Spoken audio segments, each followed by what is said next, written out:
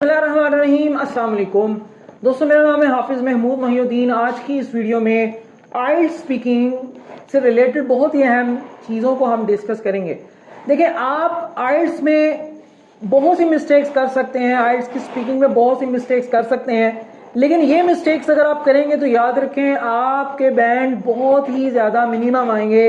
यूँ हो सकता है कि आपको ना होने के बराबर भी बैंड मिलें।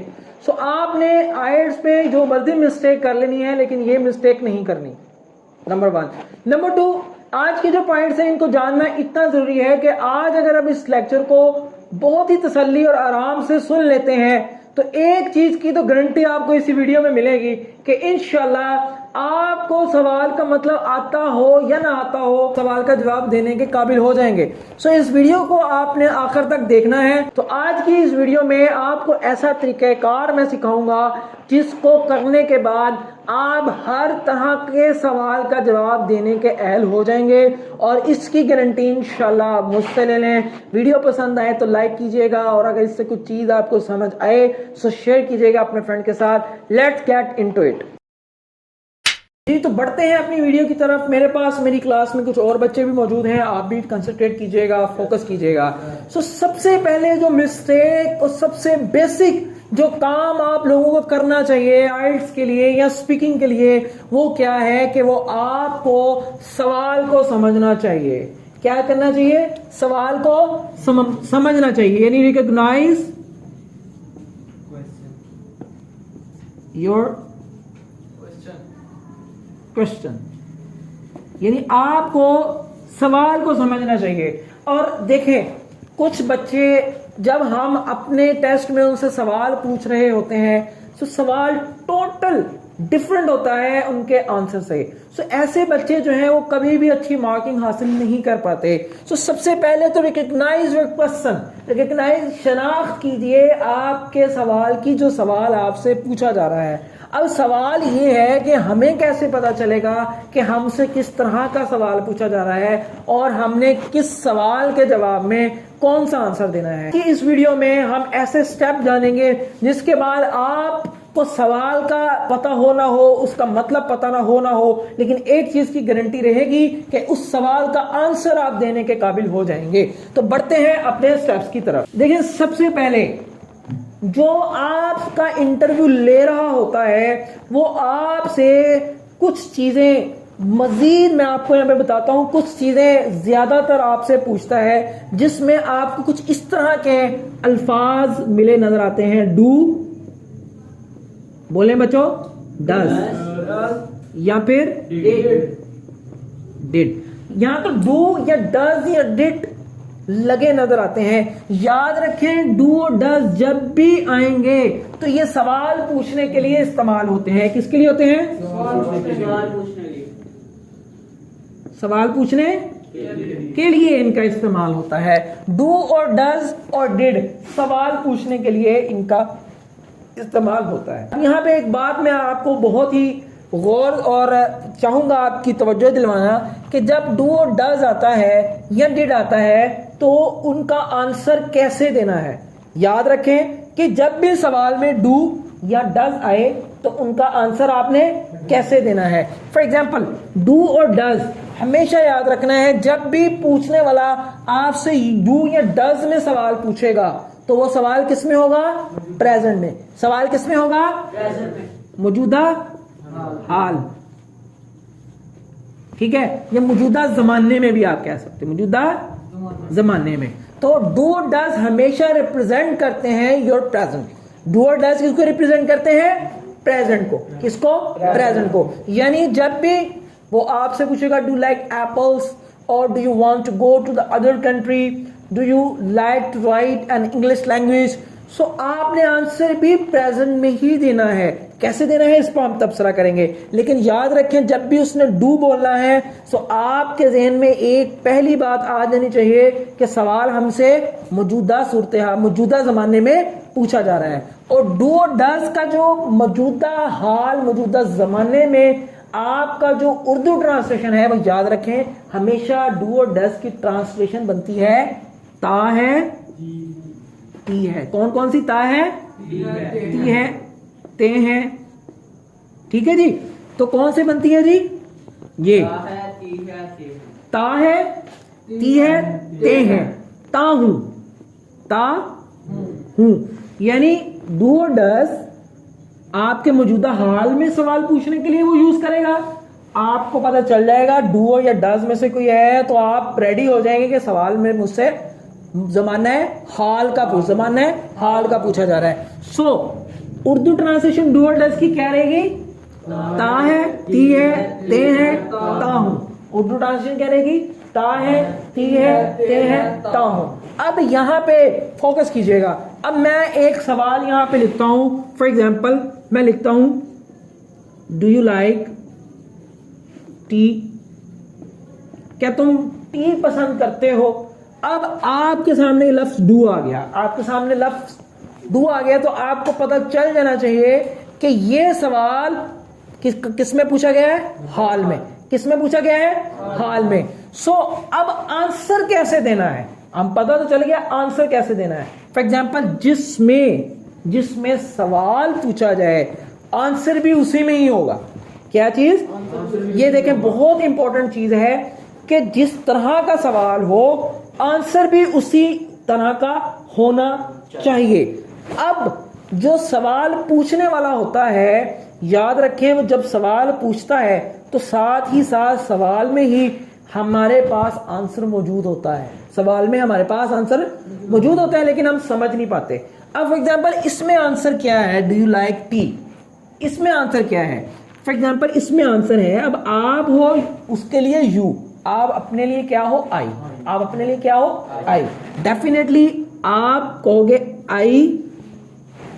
क्या कहोगे? अब उसने आपसे पूछा डू यू लाइक? क्या पूछा? You like. सो आपने कहना है यस आई लाइक। क्या कहना है? यानी इस चीज को फोकस करना है। किस चीज को? इस चीज को फोकस करना है, सब्जेक्ट को। किसको? सब्जेक्ट को फोकस करना है, जिसे हम प्रोनाउन भी कह सकते हैं। क्या कह सकते हैं? प्रोनाउन या नाउन। इस चीज को फोकस। देखें डू के बाद क्या है? यू। अब आपको पता चल गया डू की वजह से कि जमाना है हाल में, ता है, ती है, और उसने यू लाइक पूछा। सो आपने देखना है कि यू के फौरी बाद जो आता है वही आंसर में फौरी बाद लगा देना। यस आई लाइक, इसमें आप लिख दें आई like tea, I like T, answer बन गया आई लाइक टी। सिंपल। या आप ये भी कह सकते यस आई डू, ये भी सही है, ये भी ठीक है। यानी यस आई डू इधर आ जाए, yes I do.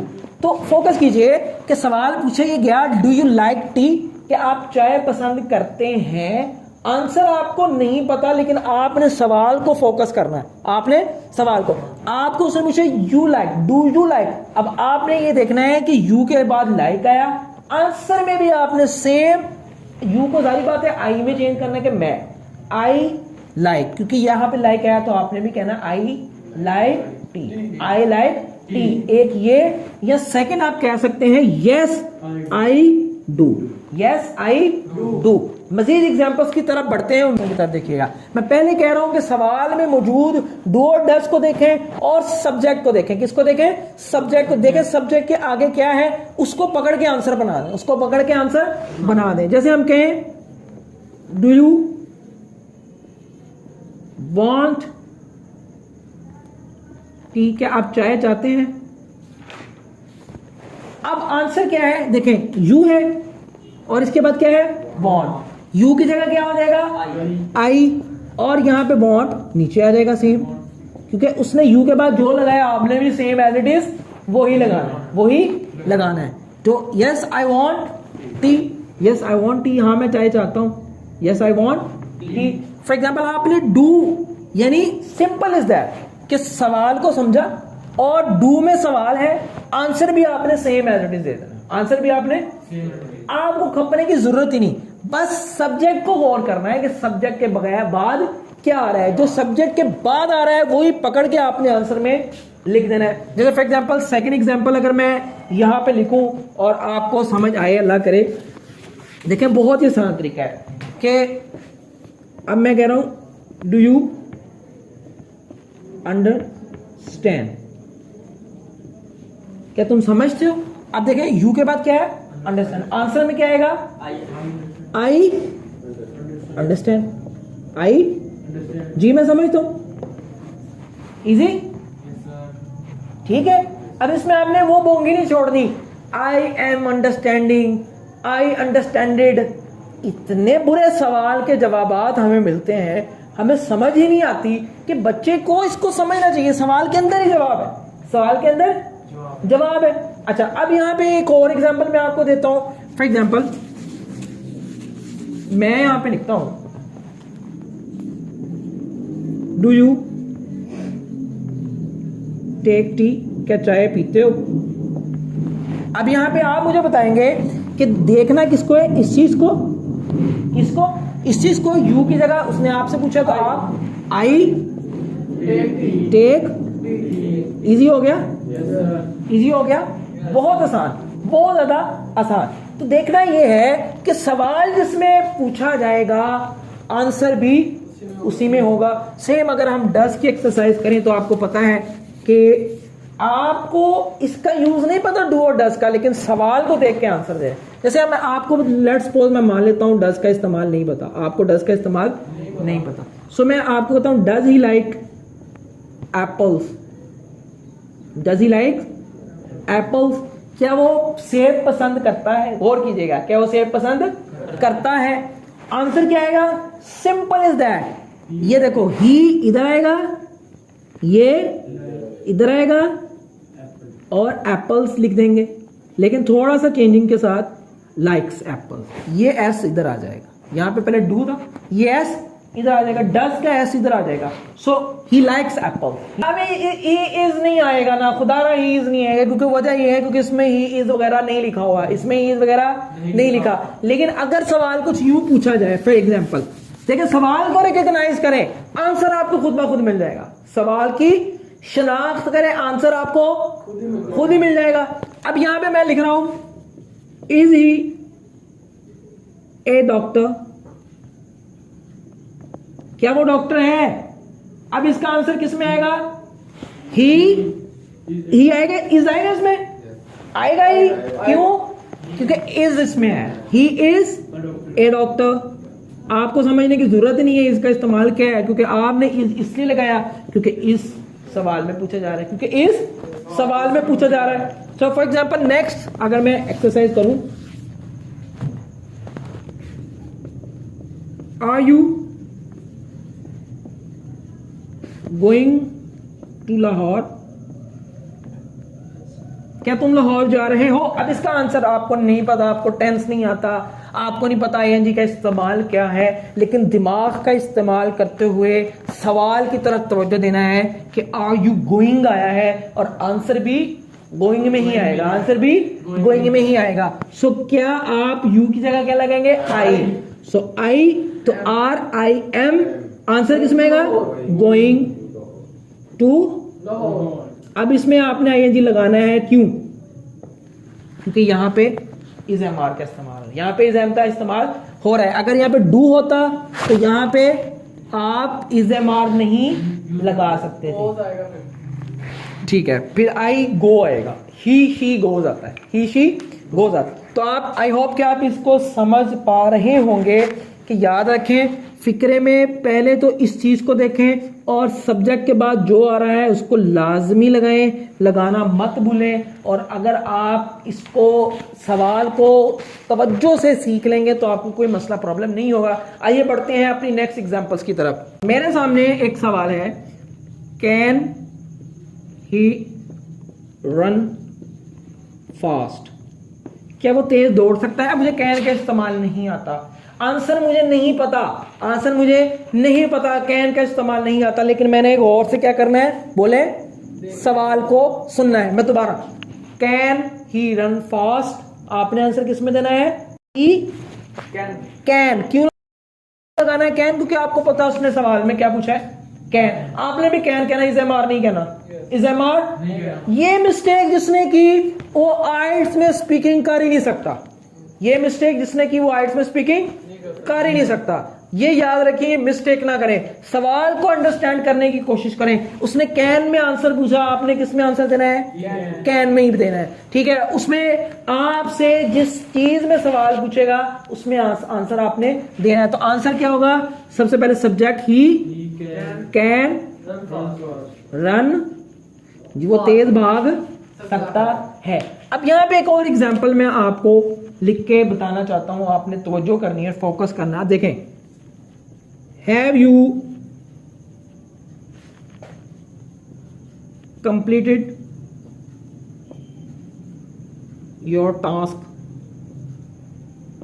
have you completed your task? کیا تم نے اپنا کام مکمل کر لیا ہے؟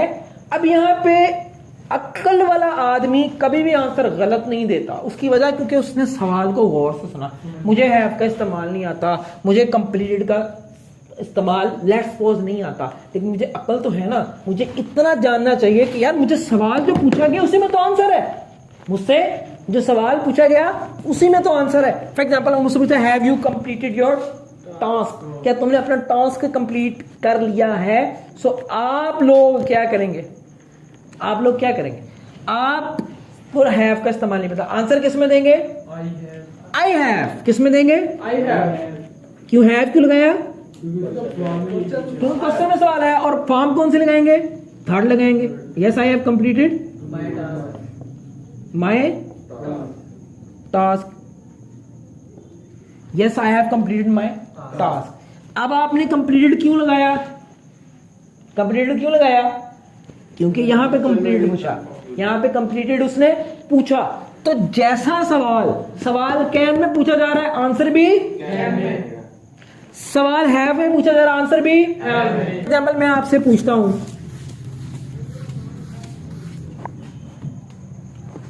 یہاں پہ آپ مجھے بتائیں, was he going to Lahore. اب مجھے نہیں پتا واز کا استعمال کیا ہے, میں نہیں جانتا ورب کیسے لینے, مجھے اتنی عقل ہے کہ میں سوال کو صحیح سے سمجھوں. سو آنسر کس میں ہوگا؟ اب دیکھیں, وہ آپ نے اس کے سوال کو غور سے سنا ہے, was he going to Lahore. تو آنسر کس میں ہوگا؟ دیکھیں, بولیں, ہی واز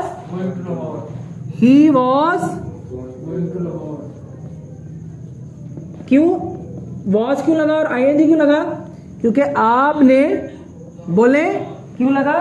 کیونکہ آپ نے ہی ادھر سے اٹھا لیا اور واز اس نے کہا تھا اور آئی این جی اس نے کہا تھا. آپ نے بھی آنسر اس میں دینا ہی تھا, آپ نے بھی آنسر اس میں دینا ہی تھا. ہم سب جانتے ہیں کہ جب بھی سوال پوچھا جاتا ہے تو اس میں سبجیکٹ جو ہے وہ بعد میں آتا ہے, لیکن جب آنسر دیا جاتا ہے اس میں سبجیکٹ ہم پہلے رکھتے ہیں. ہی, شیٹ, کوئی بھی اس میں آئے گا وہ پہلے آئے گا, اس کے اکارڈنگ ہم ہیلپنگ ورب لگا دیں گے. سو یہاں پہ ایک اور سوال میں آپ سے کرنے کی کوشش کروں گا. اب یہاں پہ میں ایک ایگزامپل آپ کے سامنے شیئر کر رہا ہوں.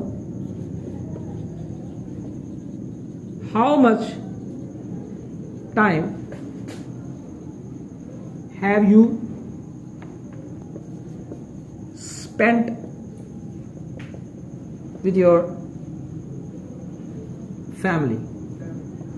آپ نے اپنی فیملی کے ساتھ کتنا وقت گزار لیا یا گزار چکے. اب اس میں آپ کو اتنے بڑے سوال کی سمجھ نہیں آئی, لیکن سوال کو غور سے سنا. How much time have you spent, how much کہتے ہیں کتنا. اب اس میں مجھے بتائیں کہ جب آنسر آئے گا تو اس میں آنسر کے ساتھ ظاہری بات ہے کہ یو ہے, سو یو سے مراد ہے مجھ سے پوچھا جا رہا ہے. سو آئی کے ساتھ کیا لگے گا؟ کیوں؟